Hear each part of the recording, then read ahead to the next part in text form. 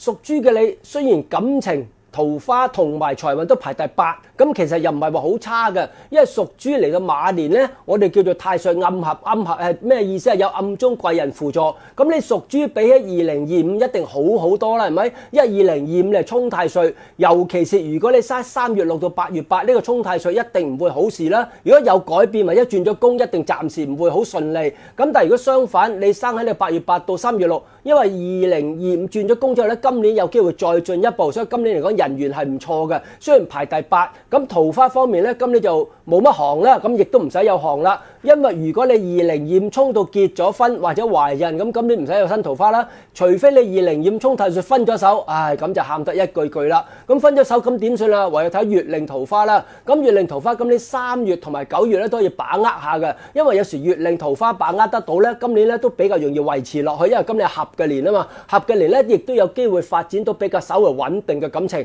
咁當然今年桃花咧就好輕嘅，同人哋今年桃花年就冇得比。不過咧冇希望之中，都睇下啲月份咁解啫。咁你下一個桃花年啊，好似都有排，哇，好似成4、5年後啊。呢幾年把握桃花月份啦，係咪？咁今年吉星有月德，月德逢凶化吉。咁其實月德天德咧，其實唔係正式逢凶化吉，因為月德天德係報復心比較少，心比較慈悲。咁你報復心少，自然怨恨自然少啦。怨恨少，結怨少，就自然可以逢凶化吉啦。咁凶星有咩啊？有劫煞，因朋友而破財。咁因朋友而破財，如果好老友嘅，你又如果借錢俾佢，就預佢冇得還都得噶啦。咁希望出年有得還啦。唔老友嘅得唔借就唔借啦。總有個死符，死符係小疾病。